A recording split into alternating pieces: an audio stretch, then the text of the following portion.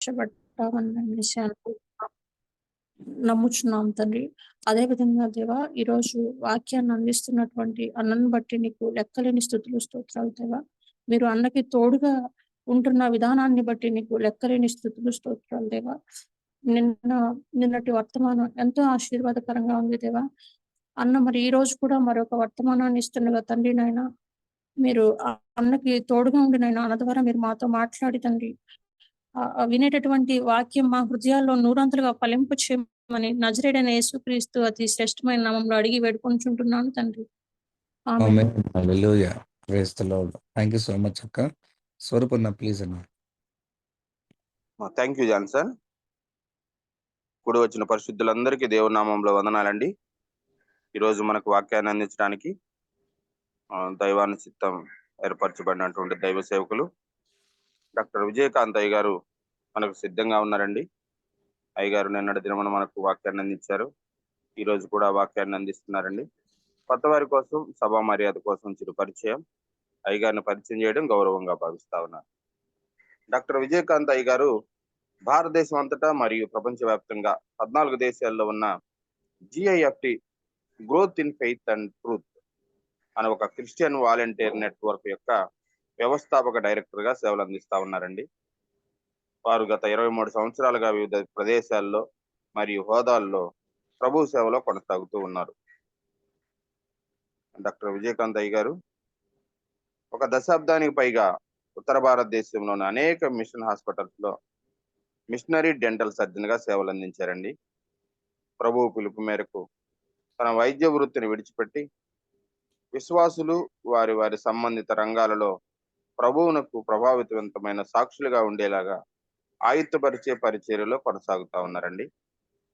Doctor గారు హగ్గ institute, UESI, Gems, BYM మొదలైన అనేక చర్చిలు మరియు మినిస్ట్రీలకు రెగ్యులర్ ఫ్యాకల్టీ రిసోర్స్ పర్సన్ గా సేవలు అందిస్తా ఉన్నారండి. డాక్టర్ విజయకాంత్ అయ్య గారి ప్రియ సతీమణి గారు డాక్టర్ వందన గారు బీహార్లోని రక్సాల్లో ఉన్న డంకన్ హాస్పిటల్లో కమ్యూనిటీ హెల్త్ అండ్ డెవలప్మెంట్ విభాగానికి డైరెక్టర్ గా సేవలు అందిస్తా ఉన్నారండి. వారి ఇరువురు కుమార్తెలు పంజాబ్లోని లుధియానాలో CMCలో MBBS చదువుతున్నారండి.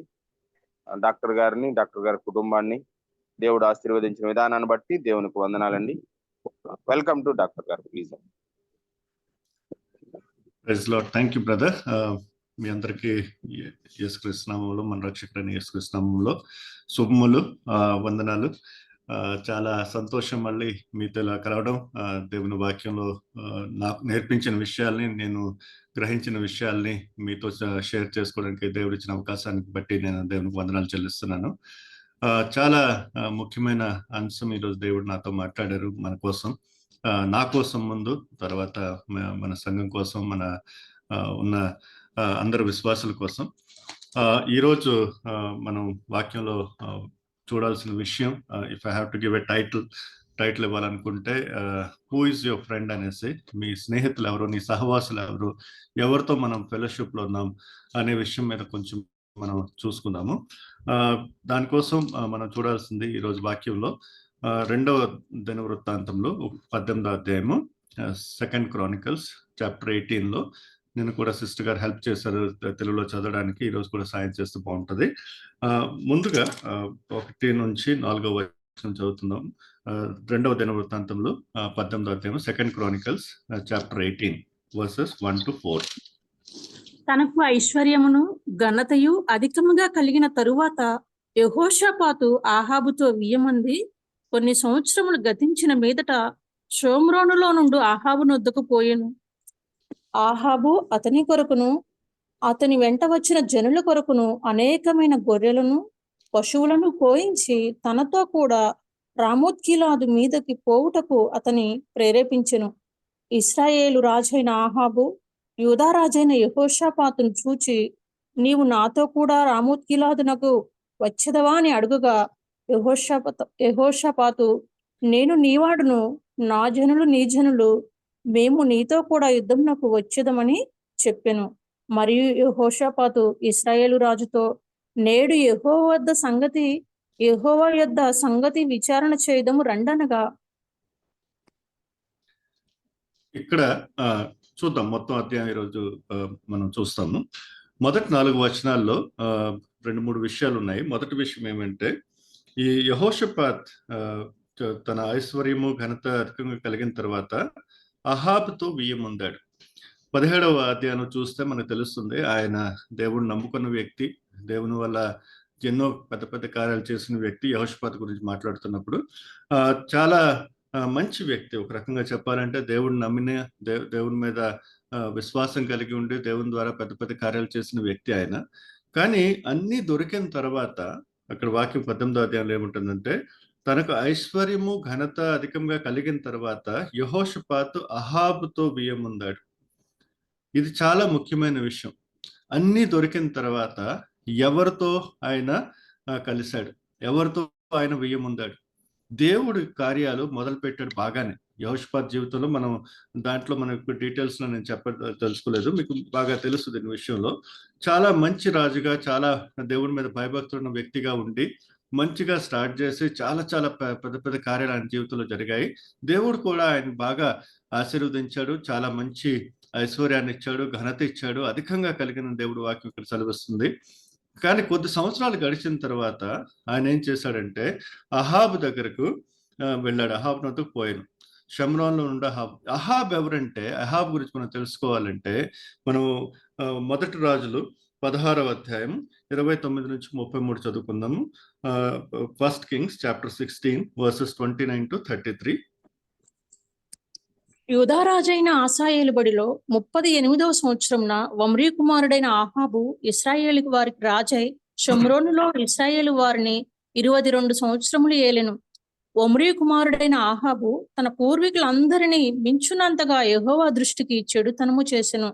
నెబాతు కుమారుడైన యెరోబాము జరిగించిన పాపక్రియలను అనుసరించి నడుచుకునుట స్వల్ప సంగతి అనుకొని అతడు సీదోనీయులకు రాజైన ఎత్బయలు కుమారుడైన యెజబేలును వివాహము చేసుకొని బయలుదేవతను పూజించుచు వానికి మ్రొక్కుచుండెను.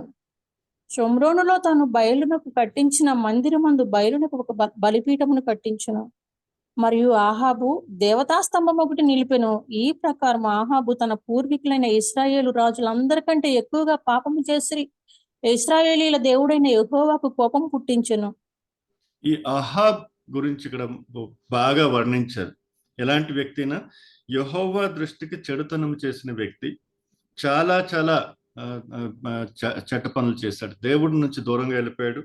తర్వాత పాపక్రియల గురించి అనుసరించి, యెరోబాము జరిగించిన పాపక్రియలను అనుసరించి నడుచుకున్నట్టు స్వల్ప సంగతి అనుకొని అతడు సీదోనీయులకు రాజైన ఎత్బయలు కుమార్తెను యెజబెల్ను వివాహం చేసుకుని బయలుదేవతలు పూజించడానికి మొక్కుచుండెను.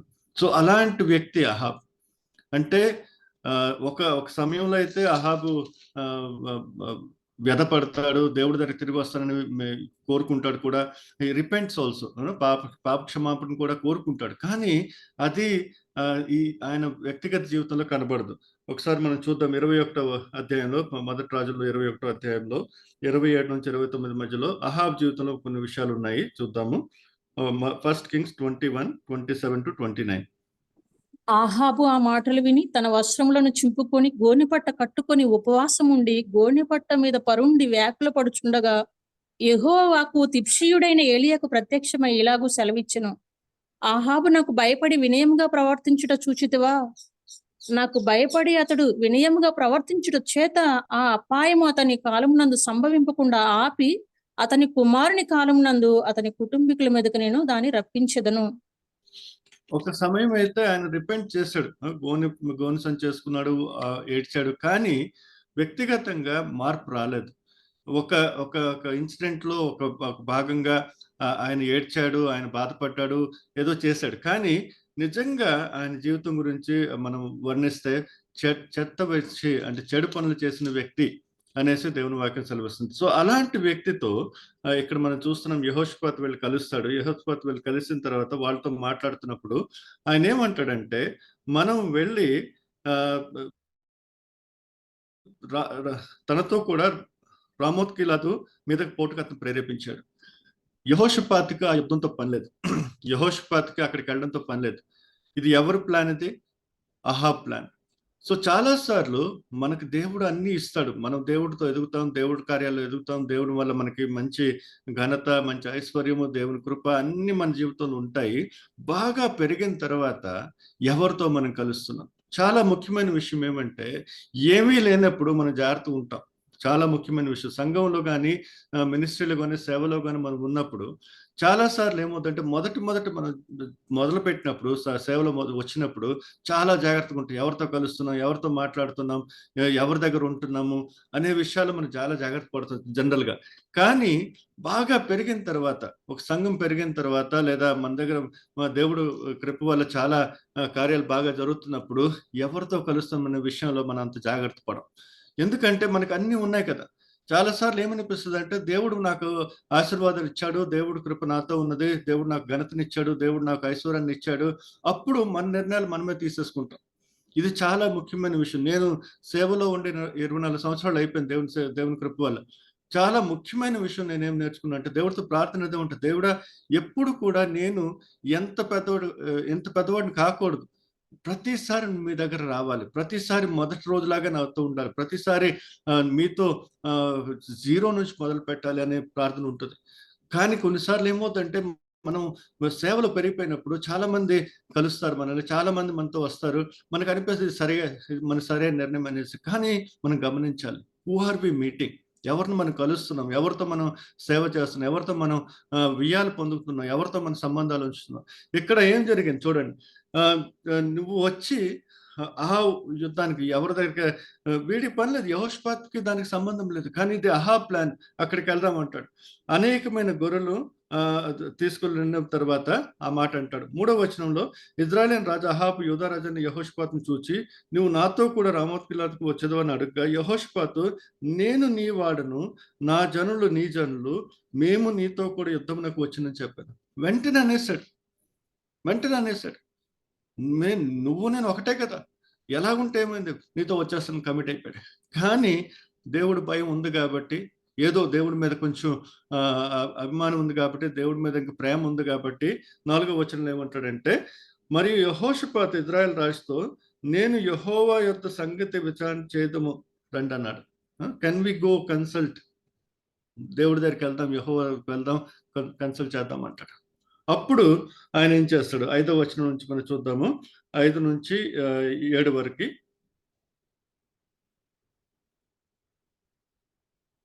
రెండవ దినవృత్తాంతం 18, 5-7. ఇశ్రాయేలు రాజు 400 మంది ప్రవక్తలను సమకూర్చి, నేను రామోత్ గిలాదు మీదకి యుద్ధమునకు పోవుదునా మానుదునా అని వారిని అడిగిను. అందుకు వారు, పొమ్ము, దేవుడు రాజు చేతికి దానిని అప్పగింతునని చెప్పిరి. అయితే యెహోషాపాతు, మనము అడిగి విచారణ చేయుటకై వీరు తప్ప యెహోవా ప్రవక్తలలో ఒకడైనను ఇచ్చట లేడా అని అడుగగా, ఇశ్రాయేలు రాజు, యెహోవా యొద్ద విచారణ చేయుటకు ఇమ్లా కుమారుడైన మీకాయా అను ఒకడు ఇచ్చట ఉన్నాడు. అయితే అతడు నన్ను గూర్చి మేలు ప్రవచింపక నిత్యము కీడునే ప్రవచించుచున్నాడు గనుక నేను వాని యందు పగ కలిగి ఉన్నాననగా, యెహోషాపాతు, రాజా అలాగనవద్దు. ఇప్పుడు చాలు.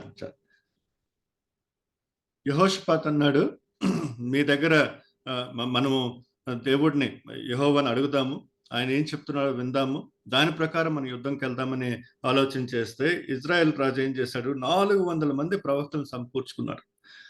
నేను రామోత్ గిలాదుకు యుద్ధమునకు పోదునా మానుదునా అని వారిని అడిగాను. అందుకు వారు, పొమ్ము, దేవుడు రాజు చేతికి దాన్ని అప్పగించనని చెప్పారు. 400 మంది ప్రవక్తలు ఉన్నారు ఆయన దగ్గర. వాళ్ళ ప్రవక్తల ఏం ప్రవక్తలు వాళ్ళు?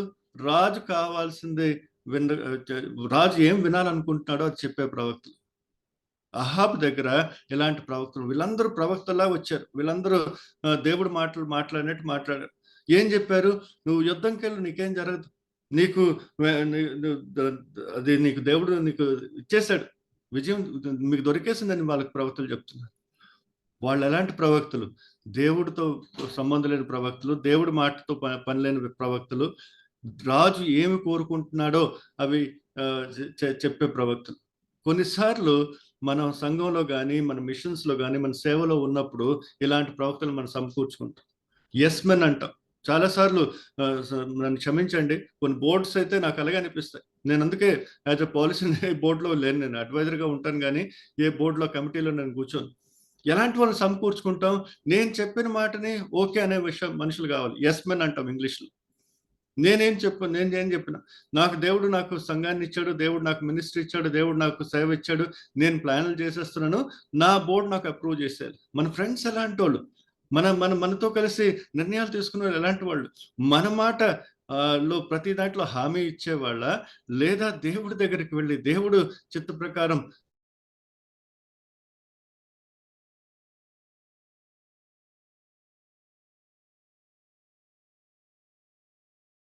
ఎలాంటి వెళ్తుంది? అహాబు ఎలాంటి వాళ్ళని పెట్టుకున్నాడు? దేవుడి పేరును పెట్టుకున్నాడు, ప్రవక్తలను పెట్టుకున్నాడు.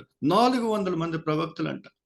400 మంది వచ్చి దేవుడితో పని లేకుండా ఏం చెప్తున్నారు? వెళ్ళు, ఏం జరగదు, నీకు వచ్చేసాడు. ఎందుకంటే అహాబుకి అదే వినాలి. కానీ యెహోషాపాతు దేవుని జరిగిన మనిషిని కాబట్టి ఆయన ఏమంటాడంటే, మనం అడిగి విచారణ చేయటికి వీరు తప్ప యెహోవా ప్రవక్తలు ఒక్కడే ఇచ్చట్లేడా? వెంటనే అన్నాడు యెహోషాపాతు తెలిసిపోయింది వీడు దేవుడి బిడ్డలు కాదనేసి, దేవుని వాళ్ళు వచ్చిన ప్రవక్తలు కాదనేసి. చాలా సార్లు దేవుడి నామాన్ని వినియోగించుకుని చాలా మంది మన దగ్గరకు వస్తారు. Yes brother, God is with you, don't worry అంటారు. ప్రార్థన చేయరు, ఉపవాసం చేయరు, దేవుడి గురించి దేవుడి చిత్తాన్ని తెలుసుకోరు, కానీ నాకేది కావాలో చెప్పే మనుషులు ఉంటారు. యెహోషాపాతు గ్రహిస్తాడు ఆ విషయాన్ని, ఇదేదో ఇక్కడ తక్కువ ఉంది. ఇలాంటి వాళ్ళు కాదు, ఇంకెవరైనా లేరా యెహోవా దేవుడిని, యెహోవా ప్రవక్తలు ఒక్కడే ఇక్కడ లేడా అని అడిగితే, అప్పుడు అంటాడు ఇజ్రాయెల్ రాజు ఏమంటాడంటే, అహాబ్ ఏమంటాడంటే, యెహోవా యొద్ద విచారణ చేయుటకు ఇప్లు కుమారుడైన మికాయాను ఒకడు ఇచ్చట ఉన్నాడు, అయితే అతడు నన్ను గురించి మేలు ప్రవర్తింపక నిత్యము కీడునే ప్రవర్తించున్నాడు గనుక నేను వాని యందు పగ కలిగి ఉన్నాను అన్నాడు. అప్పుడు యెహోషాపాతు అంటే అలాగనొద్దు అంటాడు. వీడికి తెలుసు, అహాబుకి తెలుసు, ఒకడున్నాడు, మికాయా అనే వ్యక్తి ఉన్నాడు, ఆయన ఏం చేస్తాడు? యెహోవా వాక్యాన్ని వింటాడు, యెహోవా వాక్యం ప్రకారం ఆయనకు చెప్తాడు. కానీ అహాబుకి అది నచ్చదు, ఎప్పుడు నా మీద వ్యతిరేకంగా చెప్తాడు. కొన్నిసార్లు అది అనిపిస్తుంది, కొన్నిసార్లు ప్రతి దాంట్లో నెగిటివ్ గా ఉండే వ్యక్తులు మనకు అనిపిస్తారు. ఎందుకంటే మనం కోరుకుందోటి, మనకి సలహా ఇచ్చే వ్యక్తి దాని ప్రకారం మాట్లాడు, మనకు నచ్చదు అది. కానీ దేవుడు వాక్యం అదే, దేవుని ప్రవక్త ఉన్నాడు కాబట్టి ఆయన మాట వినాలి. వీడికి తెలుసు, అహాబుకు తెలుసు ఎలాంటి వ్యక్తి అనేసి, ఎలాంటి వ్యక్తి ఉన్నాడని తెలుసు. వాడు యెహోవా భక్తుడని తెలుసు, యెహోవా ప్రవక్త అని తెలుసు, యెహోవా మాట చెప్తాడని తెలుసు. అయినా కూడా ఆయన మీద పగ పెట్టుకున్నాడంట. Who are we surrounding ourselves? మనం ఎవరి మధ్యలో ఉంటున్నాం? ఎవరిని మనం సమకూర్చుకుంటున్నాం? దేవుని సేవలో ప్రత్యేకంగా మనం ఉన్నప్పుడు జాగ్రత్త పడాలండి. ఎక్కువగా దేవుని సేవకులు నేను మొదట్లో అయితే బాగానే ఉంటాం. ఎవరైనా మనం స్టార్ట్ చేస్తే చాలా బాగుంటుంది, అందరితో ప్రార్థన చేస్తాం, దేవుని వాక్యంలో ఉంటాం, దేవుని చిత్తంలో. కానీ ఎదిగిన తర్వాత సమస్యలు వస్తాయి. ఎందుకంటే అప్పుడు మనం ఎవరినైతే కోరుకుంటామో, దేవుడు ఎవరు కోరుకుంటాడని కాదు, మనము కోరుకుంటాం, మన దగ్గర పెట్టుకుంటాం. మనం చెప్పిన వాటిలో హామీ పెట్టే వాళ్ళని పెట్టుకుంటాం. మనకు వ్యతిరేకంగా ఎవరు మాట్లాడితే వాళ్ళ మాట పట్టించుకుంటాం. దేవుని ప్రవక్తని తెలిసినా కూడా ఆ దేవుని పెట్టే కానీ ఎప్పుడు నాకు నెగిటివ్గా మాట్లాడతాడండి, నాకు ఆయనతో పని లేదు. చాలా సార్లు మనకు అలాగ అనిపిస్తుంది. కానీ వాళ్ళు దేవుడి ద్వారా నియమించబడ్డారు, వాళ్ళు దేవుడి ద్వారా మన కోసం మనకి పెట్టారు, దేవుడు మనకి ఇచ్చారు. ఆయన ఏం చేశాడు? అలాంటి వాడిని ఆయన జైల్లో పెట్టేశాడు. ఒక మొదటి రాజులో 22వ అధ్యాయంలో 26వ వచనంలో చూస్తాము. ఫస్ట్ కింగ్స్ 22:26 ఈ విషయం తెలుస్తుంది. ఈయన ప్రవక్త ఎక్కడున్న విషయం మనం చూస్తాం. మొదటి రాజు 22:26. అప్పుడు ఇశ్రాయేలు రాజు మీకాయాను పట్టుకుని తీసుకొని పోయి పట్టణపు అధికారి అయిన ఆమోనునకును రాజకుమారుడైన యోవాషునకును అప్పగించి బందీగృహంలో ఉంచి, మేము క్షేమంగా తిరిగి వచ్చే వరకు అతనికి కష్టమైన అన్నము నీళ్లును ఈయుడని ఆజ్ఞ ఇచ్చెను. అప్పుడు మీకాయ ఇలాగు చెప్పెను, సకల జనులారా నా మాట ఆలకించుడని చెప్పెను. రాజువైన నీవు ఏ మాత్రమేనను క్షేమముగా తిరిగి వచ్చిన ఎడల యెహోవా నా చేత పలకలేదు. మికాయాని బందీగృహంలో వేసాడు, చెరసాలలో వేసేసాడు అలాంటి వ్యక్తి.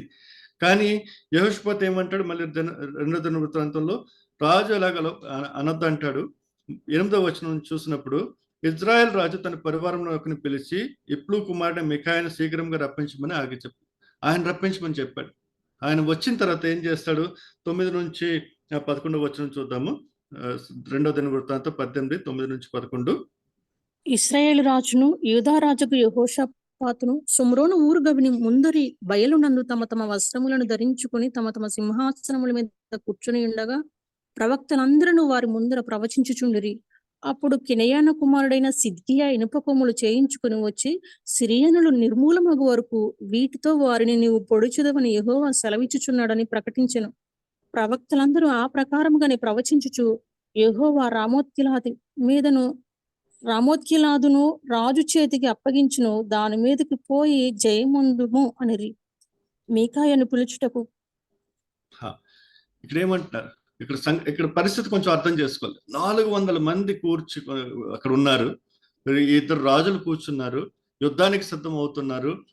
వాళ్ళు ఎందుకంటే యెహోషాపాతు కూడా చెప్పాడు, మా జనాలు మీ జనాలు మనం వెళ్తామని ముందే చెప్పేశాడు. అందరూ రెడీగా ఉన్నారు, యుద్ధానికి వెళ్ళడానికి రెడీగా ఉన్నారు.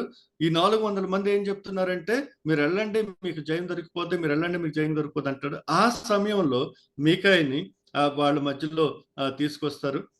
ఎలా తెస్తారు? అప్పుడు కెనీయన కుమారుడైన సిద్కియా ఇనుప కొమ్ములు చేయించుకుని వచ్చి, సిరియన్లు నిర్మూలమగు వరకు వీటితో వారిని నీవు పొడిచెదవని యెహోవా సెలవిచ్చును ప్రకటించాడు. ప్రవక్తలందరూ అలా ప్రకారమే ప్రవచించుతున్నారు.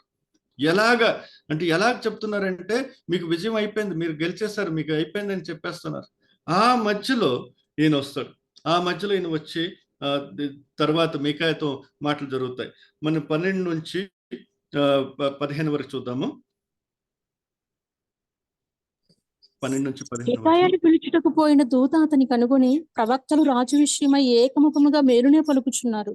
దయచేసి నీ మాటను వారి మాటలకు అనుకూలపరిచి మేలునే ప్రవచింపమనగా, మీకాయ యెహోవా జీవముతోడు నా దేవుడు సెలవిచ్చినదేదో దానినే ప్రవచించనని చెప్పెను.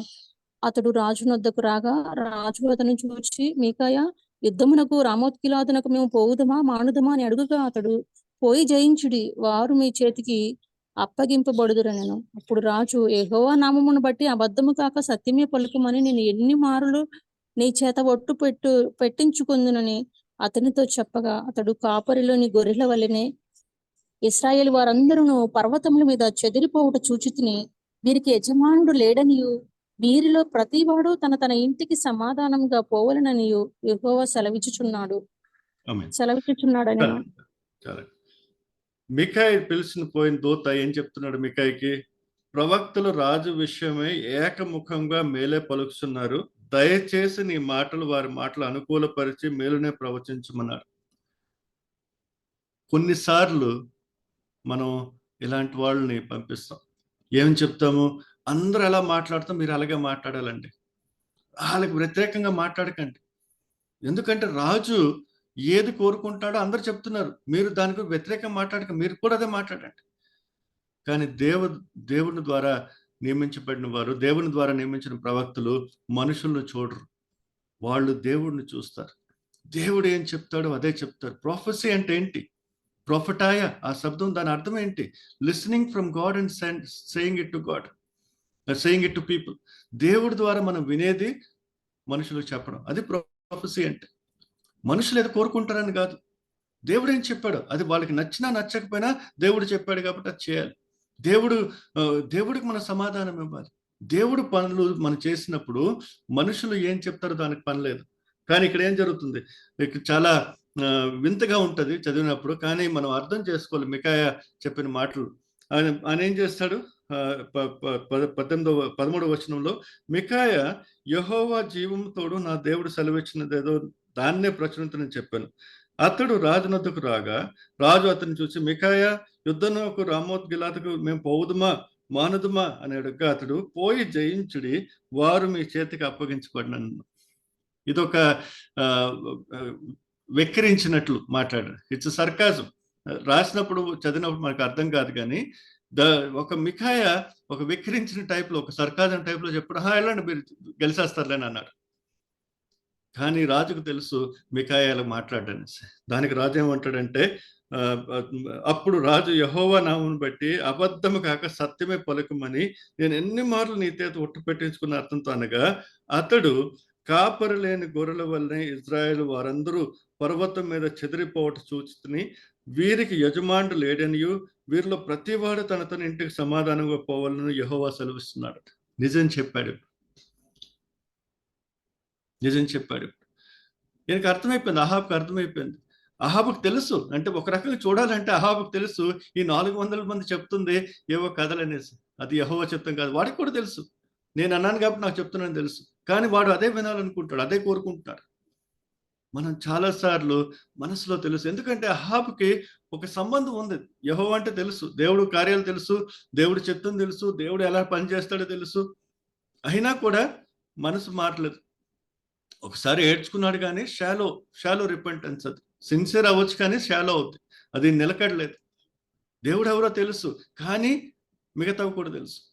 అటు ఇటు సతమతం అయిపోతున్నాడు. చాలా సార్లు కొంతమంది విశ్వాసులు, కొంతమంది లీడర్స్ ఇలా ఉంటారు.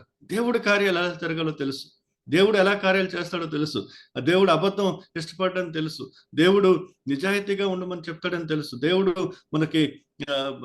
దేవుడు చేసే కార్యాలు ఎలా ఉంటాయో బాగా తెలుసు. కానీ ఏమంటారంటే, బ్రదర్ ప్రాక్టికల్ గా ఉండాలంటే ఇది చేయాలి తప్పదు, ఈ లంచం ఇవ్వాలి తప్పదు, ఈ అబద్ధం ఆడాలి తప్పదు, ఈ తప్పు రిపోర్ట్లు ఇవ్వాలి తప్పదు, లేకపోతే డబ్బులు రావు, లేకపోతే ఫండింగ్ ఆగిపోద్ది, లేకపోతే మా బిల్డింగ్ ఆగిపోద్ది, లేకపోతే మా పని ఆగిపోద్ది.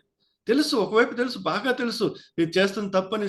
ఎందుకంటే నిజం తెలుసు, వాక్యం తెలుసు, ఒకసారి అనుభవించాం కదా. అయినా కూడా సేవ పెరిగిపోయింది, సేవ ఆగిపోతేమో, యుద్ధంకి వెళ్ళకపోతే మన పరపతి ఏమైపోతుంది, యుద్ధంకి వెళ్ళకపోతే మన గొప్పతనం తగ్గిపోతేమో, ఇలాంటి ప్రెషర్స్ వస్తాయి. ఆహాబు జీవితంలో ఆ సతమతమవుతున్నాడు. ఆహాబు జీవితంలో తెలుసు, అన్ని తెలుసు, కానీ అందుకే మీకైతే అంటాడు, నిజం చెప్పే బాబు మా తెలుసు. ముందు చెప్పేశాడు కదా మీకాయ, వెళ్ళు గెలుస్తామని చెప్పేశాడు, జయం నీకే ఉందని చెప్తాడు. కానీ మీకాయ నిజం చెప్పు. అప్పుడు నిజం చెప్తాడు. నిజం ఏం చెప్తాడు? కాపరి లేని గొర్రెల వలె ఇశ్రాయేలు వారందరూ పర్వతం మీద చెదిరిపోవట చూస్తున్నాడు. అంటే నీకు యుద్ధంలో కీడు దొరుకుతుంది, మేలు జరగదు. యుద్ధంలో నీకు ఎలాంటి విజయం దొరకదు, నీకు నష్టమవుద్ది అని చెప్పేశాడు. ఉన్న మాట ఉన్న రకంగా చెప్పాడు. వీరికి యజమాని లేడును, వీళ్ళ ప్రతివాడు తన ఇంటికి సమాధానంగా పోవని యెహోవా సెలవిస్తున్నాడు. అప్పుడు ఆయన రియాక్షన్ చూడండి. 17వ వచనంలో ఆయనతో ఏమంటాడు, యెహోషాపాతు ఏమంటాడు? 17వ వచనం. ఇశ్రాయేలు రాజు ఇది విని యెహోషాపాతుతో ఇట్లనెను, ఇతడు కీడునే గాని నా విషయమై మేలును ప్రవచింపడని నేను నీతో చెప్పలేదా అని అడుగగా, అప్పుడు అంటాడు యెహోషాపాతు, చెప్పాను కదా, నువ్వే రప్పించుకున్నావు అనవసరంగా, ఈయన బిలిస్తలుగా ఉంటుంది. చాలా సార్లు స్పెషల్లీ సీనియర్స్ని, ఈ పొద్దురేపు యవనస్తులు ఎలాగున్నారంటే మాకు అన్నీ తెలుసు అంటారు. ఇప్పుడు ఏమైపోయిందంటే కంప్యూటర్ ఉంది కాబట్టి, గూగుల్ ఉంది కాబట్టి అన్నీ తెలుసు అనుకుంటున్నారు. ఒక్క క్లిక్ చేస్తే ఇప్పుడు ఏఐ కూడా అయిపోయింది, ఆర్టిఫిషియల్ ఇంటెలిజెన్స్ అంట. మనకు ఆర్టిఫిషియల్ ఇంటెలిజెన్స్ కాదంటే ఇంటెలిజెన్స్ ఆఫ్ గాడ్ కావాలి, దేవుడి బుద్ధి కావాలి, దేవుడి నుంచి మనకి వాక్యం తెలవాలి. అన్నీ కంప్యూటర్ కొట్టేస్తారు, మాకు అన్నీ తెలుసు అంటారు. మనం దేవుడి దగ్గర వెళ్ళడం, నిరీక్షించడం, ఆయన ముందు నిలబడడం, ఆయన దగ్గర ఆయన మాట వినడం, ఆ అలవాటు పోయింది. ఇప్పుడు అన్ని ఈవెన్ సెమినరీస్ లో కూడా వాళ్ళు గూగుల్లో రాసేస్తున్నారు, మొత్తం నోట్స్ వచ్చేస్తుంది. చదవడం లేదు, ప్రార్థన లేదు. కొన్ని సెమినరీస్కి వెళ్తాను నేను టీచింగ్ చేయడానికి, వాళ్ళని అడిగితే తెలియదు, పుస్తకాలు తెరవలేకపోతున్నారు. బీడీ స్టూడెంట్స్ కూడా పాత నిబంధనలు పుస్తకాలు తెరవలేకపోతున్నారు. ఎజికల్ అంటే ఎక్కడో చూస్తారు, హోషియా అంటే ఎక్కడో చూస్తారు, హబక్కు అంటే తెలియదు. కానీ వాళ్ళు మన పాస్టర్లు అయిపోతారు, వాళ్ళు మన మిషనరీస్ అయిపోతారు, వాళ్ళు మన లీడర్స్ అయిపోతారు. ఏదో దేవుడి గురించి అంతో కొంత తెలుసు, దేవుడు ఉన్నాడని తెలుసు, దేవుడు వాక్యం అని తెలుసు, దేవుడు సంగతులు తెలుసు, కానీ దేవుడి ప్రకారం నడవాలని తెలీదు. దేవుని కార్యాలు దేవుని చిత్తంలో జరగాలని తెలియదు, దేవుడు ఎలా కోరుకుంటారో జరగాలని తెలియదు. ఈయన తెలుసు. అహాబు ఏమంటాడు, నేను చెప్పాను కదా. అరే చెప్పావంటే ఏంటి, వినాలి కదా మరి. నాకు వ్యతిరేకంగా చెప్తున్నానంటావేంటి, దేవుని చిత్తం కాదని. అక్కడ ఏమైపోయింది, నేను ముఖ్యమైపోయాను, నా మాట ముఖ్యమైపోయింది, నా కోరిక ముఖ్యమైపోయింది, నా చిత్తం ముఖ్యమైపోయింది. దేవుడు ఏం చెప్పినా నాకు పని లేదు. అందుకే యెహోషాపాతు అంటాడు, అందుకే 400 మంది పెట్టుకున్నాను కదా, నువ్వు పిలిపించుకున్నావు చూడు. ఇప్పుడు ఇలా మాట్లాడుతున్నాడు, నా కోసం కీడే చెప్తాడు, ఎప్పుడు మేలు చెప్పడు. ఆయన కీడు కాదు, అక్కడ మేలు చెప్తున్నాడు. కొన్నిసార్లు మన సలహాదారులు దేవుడు ఏర్పాటు చేసిన సలహాదారులు చెప్పినప్పుడు మనకి కీడు అనిపించవచ్చు, కానీ దాంట్లో మన మేలు ఉంటుంది. ఎందుకంటే దేవుని చిత్తం కాబట్టి మనం వినాలి. అలాంటి వాళ్ళు మనం సమకూర్చుకోవాలి, వాళ్ళతో మనం ఉండాలి. We need to have people who will tell us what we need to hear, not what we want to hear. మనం ఉంచుకోవాలి. మనల్ని తిట్టేవాళ్ళు మన కోసం, మనల్ని ప్రేమించేవాళ్ళు, మనల్ని ఆపేవాళ్ళు మనం ప్రేమించేవాళ్ళు. దేవుని బిడ్డలు, దేవుని ప్రవక్తలు దేవుడు మనకి ఇస్తారు. కానీ ఎవరిని మనం కోరుకుంటాం, ఎలాంటి వాళ్ళతో మనం సహవాసం చేయాలనుకుంటాం చాలా ముఖ్యం. యెహోషాపాతు స్నేహితం అహాబుతో ఉంది సరే, కానీ అహాబ్ స్నేహితం ఎలాంటి వాళ్ళతో ఉంది అది కూడా ముఖ్యమే. చాలా చాలా జాగ్రత్త పడాలి. సేవలో ఉన్నప్పుడు ప్రత్యేకంగా దేవుని బిడ్డలుగా, దేవుని సేవకులుగా మనం ఉన్నప్పుడు చాలా ముఖ్యం. Who are we surrounding ourselves with? ఎలాంటి వాళ్ళతో మనం కలుస్తున్నాం, ఎలాంటి వాటి మాటలు వినాలనుకుంటున్నాం, ఎలాంటి మాటల్ని మనం వినట్లేదు. దేవుడు మనకు మాట్లాడినప్పుడు, దేవుడు ప్రవక్తలు మాట్లాడి మనం వినాలి. చాలా మంది పెద్ద పెద్ద సేవకులు, చాలా పెద్ద పెద్ద సేవకులు ఇండియాలోనే చూద్దాం మనం. పేర్లు నాకు చెప్పాల్సిన అవసరం లేదు, చెప్పను కూడా. కానీ మొదలు పెడతారు బాగానే, తర్వాత ఏమైపోద్ది, వాళ్ళు రాజులు అయిపోతారు, వాళ్ళే దేవుళ్ళు అయిపోతారు. వాళ్ళు మనుషులను దేవుడి దగ్గర రప్పించడం మానేసి తన దగ్గర రప్పించుకుంటారు. పెద్ద పెద్దోళ్ళు అయిపోతారు. వాళ్ళకి ఎవరు చెప్పలేడు, ఏం అనలేం వాళ్ళు, పెద్దోళ్ళు కదా. ఎంత పెద్ద అయిపోయినా దేవుడి కన్నా పెద్దోళ్ళు కాదు. ఎంత గొప్ప వాళ్ళు అయిపోయినా, ఎంత ఘనత వచ్చినా దేవుడి కన్నా గొప్పవాళ్ళు కాదు. దేవుడు పెంచిన దేవుడు, దించే దేవుడు కూడా. పడిపోతాం, జాగ్రత్త పడాలి. యెహోవా మాట, దేవుని మాట మనం ప్రత్యేకంగా వినాలి. అలాంటి వాళ్ళతో మనం సహవాసం పెట్టుకోవాలి. దేవుడి మాట మనకు ముఖ్యంగా ఉండాలి. తర్వాత ఏమంటాడు, మికా ఏమంటాడు? 18వ వచనం చూద్దాము. 18. మీకాయా, యెహోవా మాట వినుడి.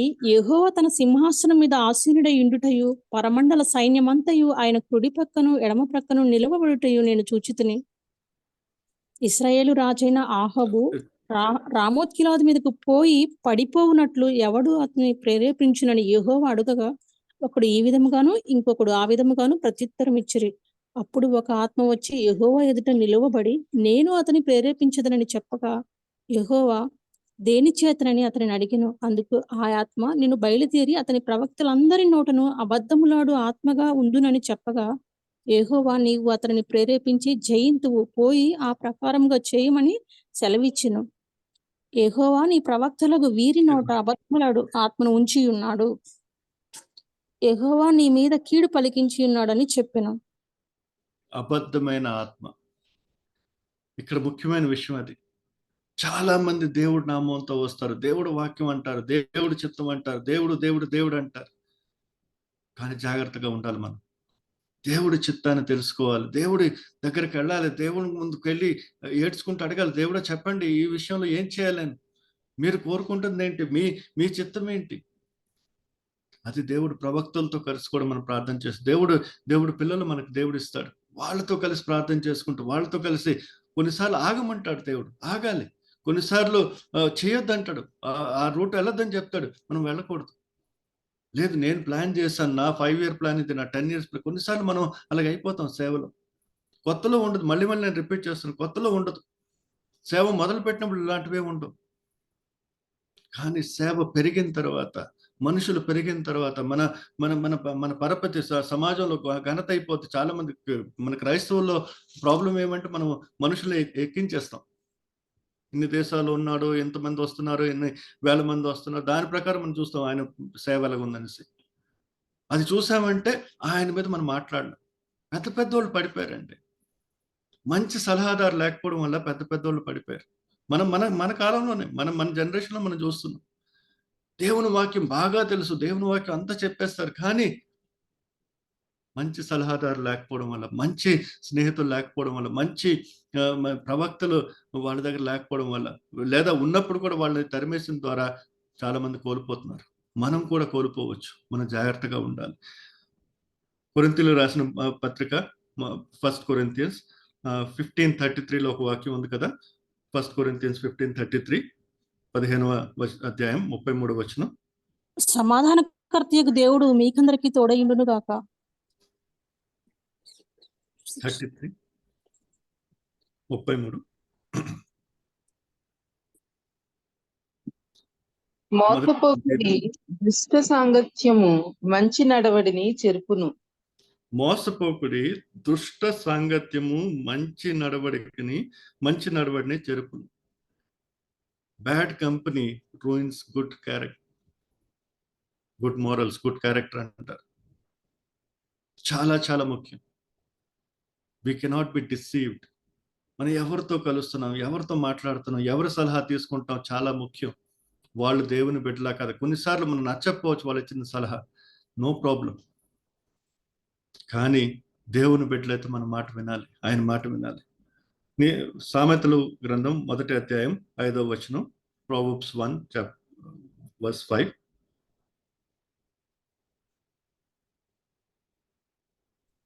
జ్ఞానము గలవాడు విని పాండిత్యం వృద్ధి చేసుకును, వివేకము గలవాడు ఆలకించి నీతి సూత్రములను సంపాదించుకును. జ్ఞానము గలవాడు వింటాడంట, తన పాండిత్యాన్ని వృద్ధం చేసుకుంటాడు. వివేకం గలవాడు ఆలకించి నీతి సూత్రములు సంపాదించుకుంటాడు. మనం వినేవాళ్ళు కావాలి. ఎస్పెషలీ మన పాస్టర్స్గా, టీచర్స్గా, ప్రాఫిట్స్గా, దేవుని పిలిచిన టీచర్స్గా ఉంటాము. మనం చెప్పడం ఇష్టపడతాం. మనం నేను మాట్లాడతాను, గంట సేపు మాట్లాడతాను. కానీ గంట సేపు నేను వింటానా? నా దగ్గరికి ఎవరైనా వచ్చి చెప్తే, విజయ్ ఇది నువ్వు చేస్తున్న తప్పు, ఈ పని నువ్వు చేయకు, ఆ దేశం నువ్వు వెళ్ళకు, ఈ మినిస్ట్రీ నువ్వు సహభాగం చేయకు, అన్ని బాగానే కనపడతాయి. నేను చేయాల్సిన దాంట్లో నేను తప్ప ఇక్కడ యుద్ధం చేయడానికి నేను వెళ్ళట్లేదు అనుకోండి. అయినా కూడా కొన్నిసార్లు దేవుడు ఆపుతాడు. తప్పు పనులు మనం బహుశా చేయకపోవచ్చు, కొన్నిసార్లు మంచిగా ఆయన కనపడుతుంది. దేవుడు చెప్తాడు, మనకి వద్దు అని చెప్తాడు. కానీ అరే మంచిది కదా, ఈ స్కూల్ తెరిస్తే సరిపోదు కదా, ఈ ఆర్ఫనేజ్ తెరిస్తే సరిపోదు కదా, బ్రదర్ గారు చేస్తున్నారు, సిస్టర్ గారు చేస్తున్నారు, పలానా చేస్తున్నారు, నా ఫ్రెండ్ చేస్తున్నారు, నేను కూడా చేసేస్తాను. నా కోసం దేవుడు ఏం కోరుకుంటున్నాడు, అది ముఖ్యం. ఎవరో చేస్తున్నారు అనేసి, ఎవరో సక్సెస్ఫుల్గా ఉన్నారనేసి నేను చేయక్కర్లేదు, అవసరం లేదు. చాలా మంది నా దగ్గరకు వస్తారు, బ్రదర్ మీ సేవ ఎంత ఉంది, మీరు మీరు వినండి, మీరు స్కూల్ తెరవండి, ఒక హాస్పిటల్ తెరండి, మీ భార్య భర్తలతో డాక్టర్లే కదా, మీకు చాలా మంది డాక్టర్లు, ఇంకో మిషన్ నేను అంటాను, నేను ఎందుకు తీయాలి, నా పిలుపు కాదు అది. కొన్నిసార్లు నవ్వుతూ అంటాను, ఉన్న మిషన్ హాస్పిటల్లో మనం కాపాడుకోలేకపోతున్నాం, కొత్త తీసుకుని ఏం చేసేస్తాను నేను? ఉన్న దాంట్లో మా డాక్టర్లు లేరు, ఉన్న దాంట్లో మా నర్సులు లేరు, ఇంకొక హాస్పిటల్ తీసి నేను ఏం చేస్తాను? మంచిదే కూడా కొన్నిసార్లు కనబడుతుంది, మనం జాగ్రత్తగా ఉండాలి. దేవుడు ఏం కోరుకుంటున్నాడు, దేవుడి చిత్తం ఏంటి, ఆయన చిత్త ప్రకారం మనం నడవాలి. చాలా జాగ్రత్తగా ఉండాలండి. స్నేహితుల్ని ఎంచుకోవడం మన తరపున, ఎవరితో సహవాసం చేసుకోవడం మన తరపున, అది మన నిర్ణయం. ఎవరితో ఉంటామనేది మన నిర్ణయం. చాలా మంది ప్రపంచంలో ఉన్నారు, చాలా మంది ఉన్నారు. Who are we choosing? ఎవరి దగ్గరికి వెళ్తున్నాం? మన వివేకాన్ని పెంచేవాళ్ళ, మన జ్ఞానాన్ని పెంచేవాళ్ళ, దేవుడి దగ్గర మనం ఇంకా దగ్గరకు రప్పించేవాళ్ళ, లేదా మనం కోరుకుంటున్నట్టు మనలో మనం చెప్పిన దానికి ఎస్ అనేవాళ్ళ? చాలా గమనించాలి. ఇలాంటి వ్యక్తిని ఆయన ఏం చేశాడు, మీకైనా ఏం చేశాడు, జైల్లో పడేశాడు, చెరసాలు తెప్పించుకున్నాడు. కానీ ఎవరిని దగ్గర పెట్టుకున్నాడు? ఎవరైతే 400 మంది ఆయన నచ్చిన చెప్పేవాళ్ళు పెట్టుకున్నారు. అయినా కూడా యెహోషాపాతు వల్ల కనీసం విన్నాడు. యెహోషాపాతు కూడా ఒక రకంగా చెప్పాలంటే తప్పు చేశాడు, అలాంటి వాళ్ళతో వెళ్ళడం తప్పే. కానీ దేవుని కృప ఆయన మీద ఉంది, దేవుని కృప ఆయన మీద ఉంది. తర్వాత చూద్దాం తర్వాత ఏం జరిగింది. 20 వచనం నుంచి 22 వరకు, సారీ 23 నుంచి 27 వరకు, 23 నుంచి 27, 23-27. అప్పుడు కినయనా కుమారుడైన సిద్కియా దగ్గరకు వచ్చి మీకాయాను చెంప మీద కొట్టి, నీతో మాట్లాడటకు యెహోవా ఆత్మ నా యొద్ద నుండి ఏ మార్గమున పోయినెను. అందుకు మీకాయ, దాగుకొనుటకై నీవు లోపలి గదిలోనికి వెళ్ళు దినమున దాన్ని తెలుసుకుందువని చెప్పెను. అప్పుడు ఇశ్రాయేలీయుల రాజు పట్టణపు అధిపతి అయిన ఆమోను నొద్దకును, రాజు కుమారుడైన యోవాషు నొద్దకును, మీరు మీకాయాను తీసుకొని పోయి వారితో, రాజు మీకు ఇచ్చిన సెలవు ఇదియే ఎనుడి. నేను సురక్షితంగా తిరిగి వచ్చే వరకు వీరిని చెరలో పెట్టి శ్లేషాన్న పానములను ఇయుడి. అప్పుడు మీకాయ ఇట్లనెను, నీవు సురక్షితముగా తిరిగి వచ్చిన ఎడల యెహోవా నా ద్వారా పలకనే లేదని సమస్త జనులారా ఆలకించుడనెను. కొట్టారు, చెంప పగలు కొట్టారంట. నిజం మాట్లాడిన దానికి సిద్కియా మీకాయని చెంప మీద కొట్టి, నీతో మాట్లాడటకు యెహోవా ఆత్మ నా యొద్ద నుండి ఏ మార్గం పోయినను. కొన్నిసార్లు ఇలా చేస్తాం, మనం కమిటీ నుంచి పడేస్తాం, బయట పడేస్తాం, బోర్డు నుంచి తీసేస్తాం, ఈడు ఎప్పుడు ఎలా మాట్లాడుతానేసి ఆయన మాట వినం. Sometimes we neglect right counsel. మనం కోప్పడిపోతాం. స్పెషల్లీ సీనియర్స్ మనకు చెప్తారు, వాళ్ళ అనుభవంతో చెప్తున్నారు. నాకు చాలా చాలా బాధేస్తుంది, నిజం చెప్తున్నా. చాలా మంది అంటే నా వయసు వాళ్ళు కావచ్చు, నాకన్నా ఇంకా చిన్న వయసు వాళ్ళు ఉంటారు. నేను చిన్నోడిని కాదు, 50 ఏళ్ళు అయిపోయినాయి వయసు. ఇప్పుడు 30 years వాళ్ళు, 20 years వాళ్ళు, 40 years వాళ్ళు చాలా మంది ఉన్నారు. వాళ్ళకి సీనియర్స్తో పని లేదు. ఆయనకేం తెలుసు ఈ పరిస్థితులు ఎలాగ ఉంటాయి, ఈ రోజులు ఎలాగ ఉంటాయి, ఈ సమాజంలో ఎలాగ ఉంటాయి. వాళ్ళ మాట వినరు. వాళ్ళు పక్క దోసేస్తున్నాం, మనం కోల్పోతున్నాం. నేను అందుకే మనలో ఎంతమంది యవనస్తులు ఉన్నారో నాకు తెలియదు. అంటే 20s, 30s, 40s ఎంతమంది మనం వినాలండి. దేవుడు బిడ్డలు మనకు దేవుడు ఇచ్చాడు. వాళ్ళ అనుభవాలతో, వాళ్ళు దేవునితో, వాళ్ళ సహవాసంతో నేర్చుకున్న విషయాలు మనకు చెప్తారు. మనకు నచ్చకపోవచ్చు. మళ్ళీ ఆ విషయాన్ని మన దేవుడి దగ్గర తీసుకెళ్తాం. కొన్ని సలహాలు నాకు నచ్చవు. నాకు సీనియర్స్ ఉన్నారు, నాకు మెంటర్స్ ఉన్నారు చాలా మంది, 70 years, 80 years వాళ్ళు ఉన్నారు. వెళ్తాను, కొన్నిసార్లు నాకు నచ్చదు, వాళ్ళతో గొడవ పడతాను. అంకుల్ అలా కాదు, అంకుల్ అలా కాదు అంటాను. వాళ్ళు అంటారు, ప్రార్థన చేయి విజయ్, నేను కూడా నీతో ప్రార్థన చేస్తాను, నువ్వు నా మాట వింటలేదు కానీ విను. నిజంగా చెప్తున్నాను, కొద్ది రోజుల్లో దేవుడే ఆ మాటను మళ్ళీ నాకు చెప్తాడు. కానీ నేనేం చేస్తాను, వాళ్ళు చెప్పారు కాబట్టి ముందుకెళ్ళను. ఆయన సలహా ఇచ్చారు కాబట్టి నేను ముందుకెళ్ళను, ఆగుతాను. ఆయనతో నేను ఏకీభవించిపోవచ్చు, ప్రతిసారి ఏకీభవించమని చెప్పట్లేదు దేవుడు. మనం అడగాలి, మళ్ళీ దేవుడి దగ్గరికి వెళ్ళాలి. దేవుడు మీరు చెప్పండి, ఒకే దేవుడు కదా, వాళ్ళు వినేది మనం వినేది ఒకే దేవుడు కాబట్టి దాంట్లో ఎలాంటి తారతమ్యాలు ఉండవు. కానీ దేవుని చిత్తానికి మనం లొంగిపోవాలి. దేవుడు ఏం కోరుకుంటున్నాడో అది మనం చూసుకోవాలి. అలా చేసినప్పుడు ఏమవుద్ది, దేవుడి వాక్యాన్ని, దేవుని చిత్తాన్ని మనం గ్రహిస్తాం. చాలా ముఖ్యం. Don't chase away people who love you. Don't chase away people. నేను ప్రేమించాలి, వీనికి ఏం పని ఉంది, మీకాకి ఏం పని ఉంది, అందరితో 400లో కలిసిపోతే సరిపోద్ది కదా. ఆయన దేవుణ్ణి ప్రేమించాడు, దేవుని కార్యాలను ప్రేమించాడు కాబట్టి చెరసాల్లో పెట్టినా పర్లేదు, ఆయన చెంప మీద కొట్టినా పర్లేదు, ఆయన మాత్రం చెప్తూనే ఉంటాడు. మనకు అలాంటి వాళ్ళు కావాలి. మనకు అలాంటి వాళ్ళు మనం ప్రార్థన చేయాలి. మన సేవలో ఉన్నప్పుడు, ప్రత్యేకంగా సేవలో ఉన్నప్పుడు ప్రార్థన చేయాలి. దేవుడా, నాకు అలాంటి వాళ్ళు ఇవ్వండి. ఎవరైతే మీ మాట వింటారో, ఎవరైతే మీ మాట ప్రకారం నన్ను నడిపిస్తారో, ఎవరైతే మీ మాటలో నన్ను ఎదగనిస్తారో అలాంటి వాళ్ళు నాకు ఇవ్వండి. నేను కోరుకునేది కాదు, మీరు కొనుక్కునేది చేయడానికి సాయం చేసేవాళ్ళు కావాలి. It may be uncomfortable. చాలా మందికి చాలా అన్‌కంఫర్టబుల్ ఉంటుంది. కానీ అలాంటి వాళ్ళు మనకు కావాలి. Specially seniors. వాళ్ళ విజ్డమ్ మనకు కావాలి. మన పుస్తకాల ద్వారా జ్ఞానం దొరుకుతుందని బుద్ధి రాదండి. బుద్ధి ఎలాగొస్తుంది, ప్రాక్టీస్ చేసిన వాళ్ళ వల్ల వస్తుంది. ఎందుకంటే వాళ్ళు చూసారు అది. అనుభవాలు మనం కొనలేం కదా, పుస్తకాల్లో మనకు అనుభవాలు దొరకవు, అనుభవాలు కొనలేం మనం. అలాంటి వాళ్ళు మనం వెతుక్కోవాలి. గూగుల్‌లో అయితే డెఫినెట్‌గా దొరకదు. కానీ చాలాసార్లు మనం ఏం చేస్తాం, అన్ని విషయాలు పక్క పెట్టేసి నా ప్లాన్ ఇది, నేను ఇలా చేస్తే బాగుంటుంది, అలా చేస్తే బాగుంటుంది, వాళ్ళు చేస్తారు, వీళ్ళు చేస్తారు, అందుకే నేను చేస్తానంట. అందుకే అహాబ్ లాంటి వాళ్ళు ఏమవుద్ది తర్వాత మనకు తెలుసు. అహాబ్ గురించి ఏమవుద్ది, ఇద్దరు వెళ్తారు, యుద్ధంకి వెళ్తారు. 28 నుంచి 34 చదువు, 28-34. అంతటా ఇశ్రాయేలు రాజును యూదా రాజైన యెహోషాపాతును రామోత్ గిలాదు మీదకు పోయిరి. ఇశ్రాయేలు రాజు, నేను మారువేషం వేసుకుని యుద్ధమునకు పోవుదును, నీవు నీ వస్త్రములనే ధరించుకునుమని యెహోషాపాతుతో చెప్పి తాను మారువేషం వేసుకునెను. తరువాత వారు యుద్ధమునకు పోయిరి. సిరియా రాజు, మీరు ఇశ్రాయేలు రాజుతోనే యుద్ధం చేయుడి, అధములతోనైనను అధికులతోనైనను యుద్ధం చేయవద్దని తనతో కూడానున్న తన రథాధిపతులకు ఆజ్ఞ ఇచ్చిండెను. కాగా యెహోషాపాతు కనబడుటతోనే రథాధిపతులు అతడు ఇశ్రాయేలు రాజు అనుకొని యుద్ధము చేయుటకు అతని చుట్టుకొనిరు. కానీ యెహోషాపాతు మొర్రపెట్టినందున యెహోవా అతనికి సహాయం చేసెను. దేవుడు అతని యుద్ధ నుండి వారు తొలగిపోయినట్లు చేసెను. ఎట్లనగా రథాధిపతులు అతడు ఇశ్రాయేలు రాజు కాడని తెలుసుకుని అతని తరుముట మాని తిరిగిపోయిరి. అప్పుడు ఒకడు గురి చూడకయే తన వింటిని ఎక్కుపెట్టి ఇశ్రాయేలు రాజును అతని కవచపు బందుల సందున కొట్టగా అతడు, నాకు గాయం తగిలినది, నీ చెయ్యి త్రిప్పి దండులో నుండి నన్ను కొనిపోమ్మని తన సారథితో అనెను. ఆ దినమున యుద్ధము ప్రబలమాయెను. అయినను ఇశ్రాయేలు రాజు అస్తమయం వరకు సిరియనులకు ఎదురు రథము నుండి నిలిచెను. ప్రొద్దుకుంగిన వేళ అతడు చనిపోయెను. చూడండి ఎలాంటి స్నేహితుడు. అహాబ్ ఏం చేస్తున్నాడు, నేను మారు వేషం వేసుకుంటానయ్యా, నువ్వు మాత్రం రాజు వస్త్రాలు. యుద్ధంకి వెళ్తున్నాడు. ఫ్రంట్ లైన్ లో రాజుగా ఎవరు కనబడాలంట? యెహోషాపాతు కనబడాలి. నేనైతే మారు వేషం వేసుకుంటాను, నేను కనబడను. అలాంటి స్నేహితులు వీళ్ళు ఏం చేస్తారు? మనకి సలహాదారులు. అలాంటి సలహాదారులు ఉంటారంటే, ఓ నేనున్నాను brother, I'm there behind you, నీ వెనకున్నాను కదా, ముందుకు రారాళ్ళు. మనల్ని ముందుకు వేసేస్తారు, సలహాలు ఇస్తారు, యుద్ధాలు తీసుకెళ్తారు. చెప్పిన తర్వాత కూడా మీకే చెప్పాడు వద్దు వెళ్ళొద్దని చెప్పాడు, అయినా కూడా యుద్ధానికి సిద్ధపడిపోయారు, అయినా కూడా సిద్ధపడి ముందుకెళ్ళిపోయారు. కానీ ఎలాగెళ్తున్నారు ఆలోచించండి.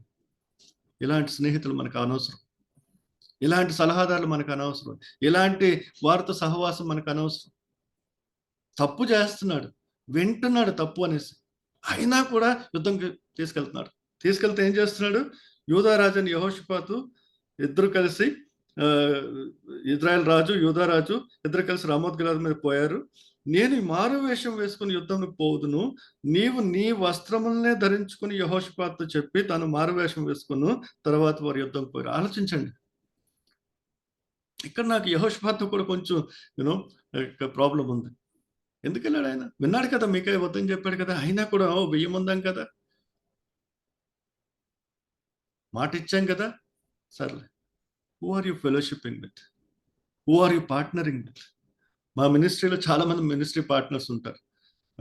నా గిఫ్ట్ అనేది మా సేవలో రెగ్యులర్ మినిస్ట్రీ కాదు, మాది ఒక వాలంటీర్ నెట్వర్క్. మాది అదర్ స్టాఫ్ లేరు, బ్యాంక్ అకౌంట్లో ఏం లేదు. నాతో కలిసి 300 మంది కలిసి పనిచేస్తున్నారు ఇన్ని దేశాలు, అందరూ వాలంటీర్స్. కానీ దాంట్లో వాలంటీర్స్లో కూడా నేను జాగ్రత్త పడతాను, ప్రార్థన చేస్తాను. దేవుడా, నువ్వు నాకు ఈ సేవ ఇచ్చావు, నేను ఇచ్చేది లేదు, పుచ్చుకునేది లేదు, అయినా కూడా నాకు చాలా ముఖ్యం ఎలాంటి వాళ్ళు నేను కలుస్తాను. తప్పు వాళ్ళతో కలిసి నేను ముందుకు వెళ్ళక్కర్లేదు. మీ చిత్తంలో ఉన్న వాళ్ళే, ఎవరైతే మిమ్మల్ని ప్రేమిస్తున్నారో, మీ వాక్య ప్రకారం నడుస్తున్నారో, మీ చిత్తాన్ని పూర్తి చేస్తున్నారో అలాంటి వాళ్ళు నాకు ఇవ్వండి అని ప్రార్థన చేసుకుంటాను. దేవుని కృప వల్ల అలాంటి వాళ్ళు ఎంతవరకు దొరికారు. కొంతమంది వచ్చారు, అటు ఇటు ఉండేవాళ్ళు వచ్చారు, విడిచిపెట్టి పారిపోయారు, ఎక్కడైనా దొరికేది లేదని చెప్పి పారిపోయారు. ఎందుకు? మేము కోరుకున్నది ఒక్కటే, దేవుని కార్యాలు జరగాలి, దేవుని నామం మహిమ పొందాలి. మన సంఘం కాదు, మన పేరు కాదు, దేవుడి సంఘం, దేవుడి పేరు మాత్రం ఘనత పొందాలి. 10 ఏళ్ళు మనం చూస్తున్నాం, 10 yearsగా మేము ఈ పని చేస్తున్నాం. అయినా కూడా, అంటే తప్పులు చేయలేదని చెప్పట్లేదు, కొన్నిసార్లు తప్పు మనుషులు కూడా వచ్చారు, కానీ దేవుడు ఆపాడు. మికా ఇలాంటి వాళ్ళు వ్యక్తులు వచ్చి చెప్పారు, తప్పు, ఇలాంటి వ్యక్తులతో కలవద్దు, ఇలాంటి సంఘంతో కలవద్దు, ఇలాంటి మినిస్ట్రీస్తో పాల్భాగాలు కావద్దని చెప్పాడు. నాకు ఆగాను నేను. దేవుడు చాలాసార్లు ఆపాడు. ఇక్కడ కూడా మనం చూస్తున్నాం, ఇన్ని మాటలు చెప్పిన తర్వాత కూడా ఏం చేస్తున్నాడు ఆయన? వెళ్ళాడు. ఏం చెప్తున్నాడు? నేను మారు వేషంలో ఉంటానంటాడు. నువ్వు మాత్రం రాజు. యుద్ధంలో ఆలోచించండి, సైనికులకు ఎవడు కనపడతాడు? రాజే కదా కనపడతాడు. అందుకే సిరియా దేశ రాజు ఏమంటాడు? మీరు ఇజ్రాయెల్ రాజుతోనే యుద్ధం చేయండి. ఆ డ్రెస్ తెలిసిపోదు కదా, రాజు రథంలో ఉంటాడు, రాజు ఆయన వేషం వేరేగా ఉంటుంది, ఆయన బట్టలు వేరేగా ఉంటాయి, కనబడతాడు వేరేగా. ఇద్దరు రాజులు వెళ్తున్నారు యుద్ధానికి, ఒక్క రాజే కనబడుతున్నాడు. ఆ ఎవడు కనబడుతున్నాడు? యెహోషాపాతు కనబడుతున్నాడు. ఆయన ప్లానే కాదు అది, అక్కడ యుద్ధం చేయడానికి వెళ్ళడానికి ఎవరు ప్లాన్? అది అహాబ్ ప్లాన్. కానీ అహాబ్ ఏమంటున్నాడు? నేనమైతే మారు వేషం వేసుకుంటాను, నేను ఆర్డినరీగా ఉంటాను, నువ్వు రాజుగా ఉండంటాడు. సిరియా రాజు సైనికులు చెప్తాడు, ఒక్కడు చాలు మనకి, రాజుని చంపేసామంటే మిగతావన్నీ అయిపోతాయి, మిగతా వాళ్ళతో మీరు యుద్ధం చేయకండి, కేవలం రాజుతోనే యుద్ధం చేయండి, అధములతోనూ అధికులతోనూ చేయవద్దని తనతో కూడానున్న తన రథాధిపతికి ఆజ్ఞించుండండి. అది చాలా ముఖ్యం. Who you go with will put you in to danger. చాలాసార్లు ఇలాంటి వాళ్ళు ఉంటారు. మేము ఉన్నాం బ్రదర్, నాకైతే చాలా భయం వేస్తుంది, ఐఎమ్ దేర్ బిహైండ్ యూ అంటారు. నాతో పక్కన ఉండి, కనీసం నా ముందు వద్దు, కనీసం నా పక్కన ఉండొచ్చు కదా. ఈ వెనకుండే వాళ్ళతో భయం అంటే, ఈ వెనకుండే వాళ్ళు బ్యాక్ స్టాప్ చేయడంలో ఎక్స్పర్ట్స్. వెనకుండేవాళ్ళు కాదు, మనతో కలిసి నిలబడి ఉండేవాళ్ళు కావాలి. స్నేహితులు అంటే ఎవరు? యోనాతాను ఎలా చేశాడు? దావీదు వచ్చాడు, చెప్పాడు, అన్ని విషయాలు చెప్పాడు, ఎవరికి సాయం చేశాడు. మనం దేవుడితో నడిచే వాళ్ళం కాబట్టి మనతో పాటు దేవుడితో నడిచే వాళ్ళు కావాలి. నా పక్కన నిలబడాలి, నా ముందు లేకపోయినా కనీసం నా పక్కన నిలబడాలి. అప్పుడేం జరిగింది? కాగా యెహోషాపాతు కనబడుతూనే రథాధిపతులు అతను ఇజ్రాయెల్ రాజు అనుకుని యుద్ధం చేయటకు అతను చుట్టుకుంది. కానీ యెహోషాపాతు మొరపెట్టినందున యెహోవా అతనికి సహాయం చేసెను. దేవుడు అతని యుద్ధం నుండి వారు తొలగిపోటు చేసెను. యెహోషాపాతు మొరపెట్టుకున్నాడు. దేవుని కృప అది. It was grace of God on యెహోషాపాతు. అయితే ఆ రోజు అయిపోయాడు, ఫినిష్ అయిపోయాడు. ఆయనే టార్గెట్, మెయిన్ టార్గెట్ ఆయన, ఇంకెవరు లేరు. రాజు కూడా చెప్పాడు కదా, ఇంకెవరితో యుద్ధం చేయకండి, అదములతోనూ అధికారులతో మన పని లేదు, డైరెక్ట్ రాజుని చంపాడు. రాజు వస్త్రాలు వేసుకుని యెహోషాపాతు ఉన్నాడు. కానీ మొరపెట్టుకున్నాడు, ఏడ్చుకున్నాడు. దానివల్ల దేవుని కృప ఆయన మీద కలిగింది. ఆయన్ని దేవుడు వాని నుంచి తప్పించాడు. కానీ ఆయన అహాబ్ సంగతి ఏమైంది? ఎట్లనగా రథాధిపతులు ఇతడు ఇజ్రాయెల్ రాజు కాడని తెలుసుకుని అతని తరుముటమని తిరిగిపోయారు. అప్పుడు ఒకడు గురి చూడకయే తన వింటిని ఎక్కబెట్టి ఇజ్రాయెల్ రాజును అతని కవచపు బందుల సందున కొట్లుగా, అతను నా గాయం తగినది, నీ చేయి త్రిప్పి దండులో నుంచి నన్ను కొనిపోమ్మని తను సారెత్తాను. మారు వేషం వేసుకున్నాడు. ఏదో నేను బతికిపోతాను అనుకున్నాడు, తప్పించుకుంటాను అనుకున్నాడు. ఎవడు గురి లేకుండా కూడా ఏదో బాణం కొడితే అది ఆయన తగిలింది. ఆ సాయంత్రం ఏమైంది? చనిపోయాడు. ఈ 18వ అధ్యాయం నిజంగా చాలా చాలా విషయాలు మనం నేర్చుకోగలం. ఎలాంటి స్నేహితులు ఉన్నారు, ఎలాంటి వాళ్ళతో మనం కలుస్తున్నాం, ఎందుకు కలుస్తున్నాం, వాళ్ళు మనల్ని దేవుడిలో ఎదిగిస్తారా, దేవుడి కార్యాలు ఎదిగిస్తారా, దేవుడితో మన మన జీవితాన్ని మెరుగుపరుస్తారా, లేదా ప్రపంచంలో ఉన్న విషయాల్లో, లౌకికమైన విషయాల్లో ఎదిగిస్తారా? It's very tempting, it's very easy. చాలాసార్లు ఈ పరలోక ప్రార్థన మనం చేస్తాం కదా, దాంట్లో ఏమంటాం? దై విల్ బి డన్, దై కింగ్డమ్ కమ్ అంటాం, నీ రాజ్యం వచ్చును కాక అంటాం.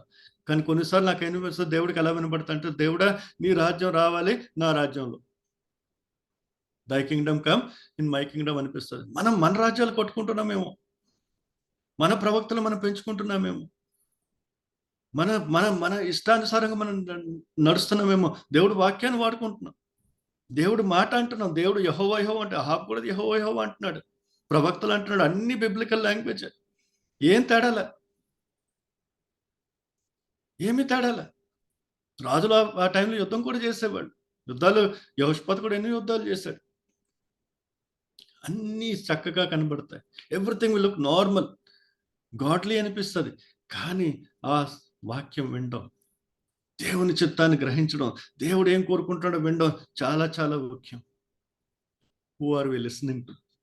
ఎవరిని మనం వింటున్నాం? Who is our audience? Who is our council? Who is our people? ఎవరు మనం, హూ ఆర్ వి సరౌండెడ్? ఎవరిని మనం పెంచుకున్నాం మంచు నాలుగు వైపులు? దేవుని బిడ్డలా, దేవుని ప్రవక్తలా, లేదా మనం చేయాలనుకున్న దాంట్లో హలో హలో అనేవాళ్ళ, yes brother అనేవాళ్ళ?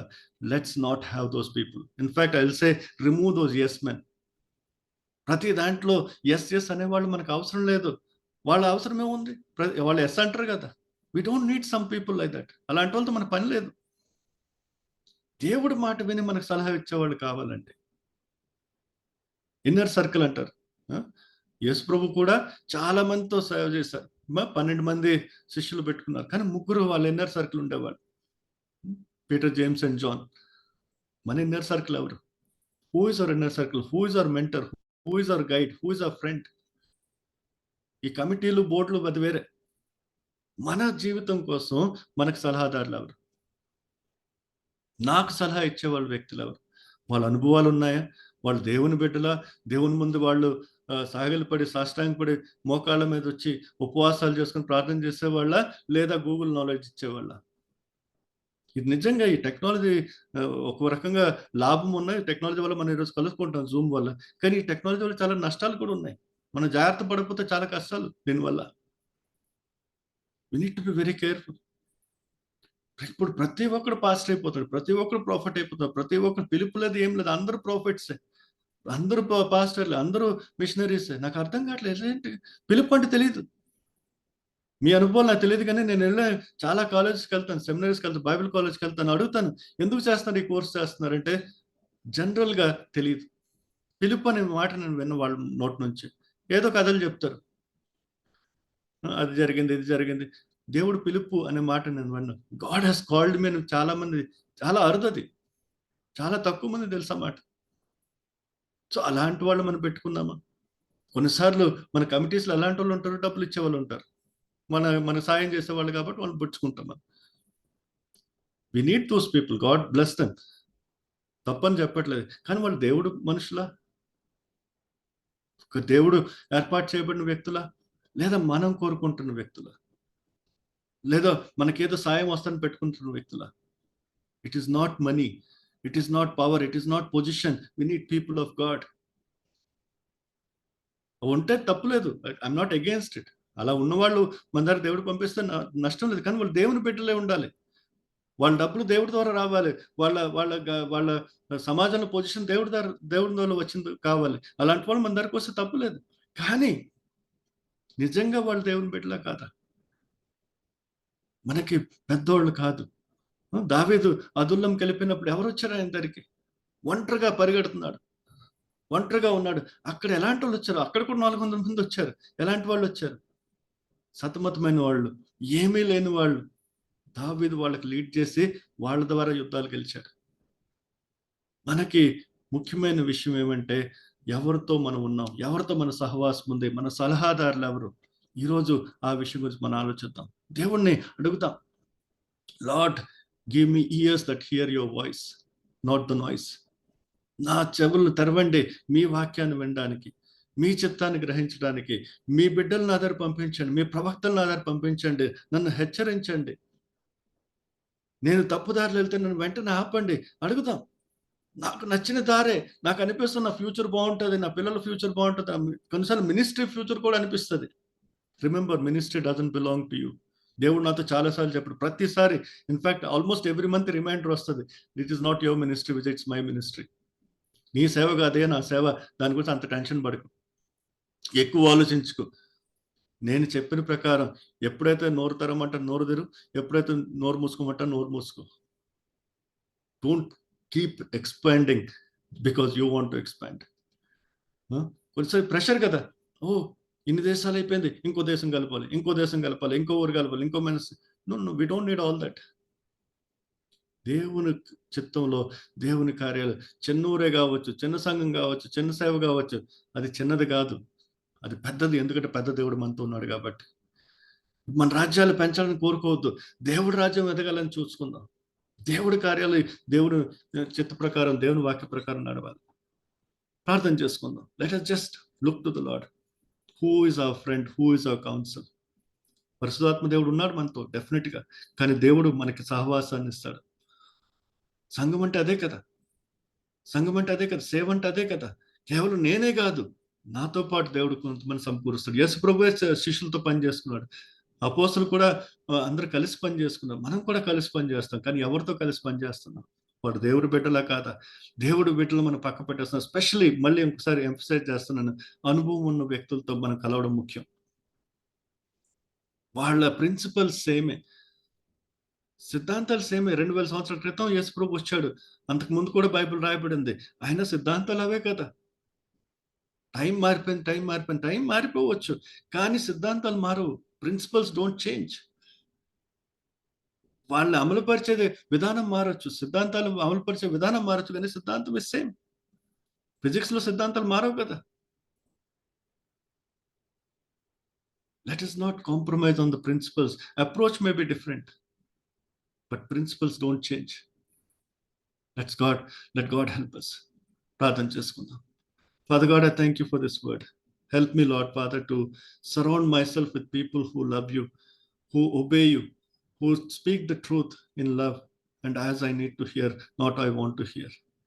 Help us, O Lord, to remember that you love us and you give us your people, so that, Lord, we may walk in your ways and always glorify you.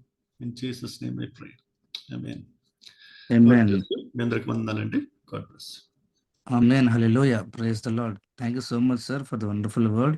ఆత్మీయంగా ఎంతగానో బలపరచబడ్డాము, ఆశీర్వదించబడ్డాము. సహవాసం తరపున మీకు మా హృదయపూర్వక వందనాలు అయ్యారు. Thank you. ప్రార్థన చేసుకొని ముగించుకుందామండి. మన మధ్యలోనే ఫస్ట్ విజయ్ కుమార్ అయ్యారు ముగింపు ప్రార్థన, పరలోక ప్రార్థన ఆశీర్వాదం ఇస్తారు. విజయ్ కుమార్ పాస్టర్ గారు.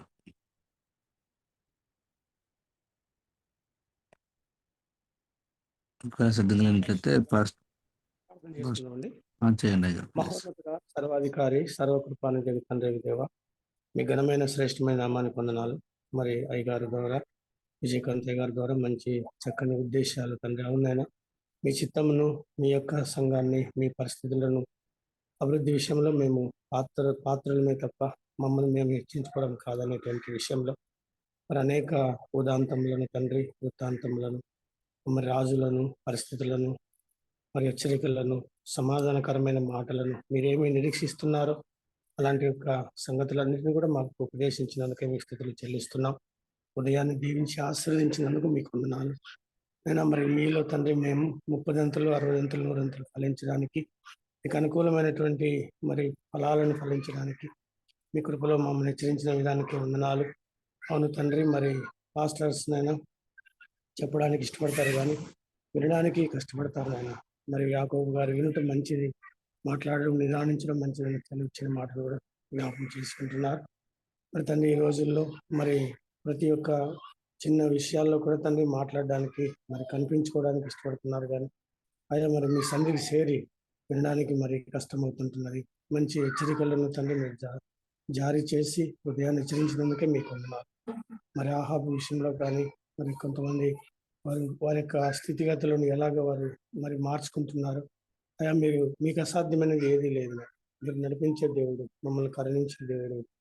మిమ్మల్ని తండ్రి మీ చేతిలో ఉన్నట్లయితే మమ్మల్ని చక్కగా మీ యొక్క అనుకూలమైన ఘనమైన పాత్రలుగా చేసే దేవాది దేవుడై ఉన్నాడు. నిష్పక్షపాతమైనటువంటి ప్రేమను చూపించిన ఆయన ఫలాలను అనుగ్రహించే దేవుడై ఉంటున్నాడు.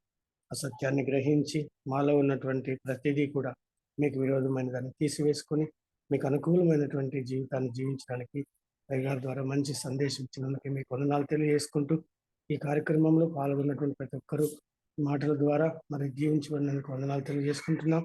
అలాగే తండ్రి ఈ యొక్క మాటలు వినడానికి మరి తండ్రి ఈ యొక్క ప్రోగ్రామ్ సిద్ధపరిచినటువంటి పెద్దలను అందరినీ కూడా పేరు పేరున దీవించి ఆశీర్వదించండి. మరి పరిచర్యలో వారి అవసరాలు మీరు తోడునీడుగా ఉండండి.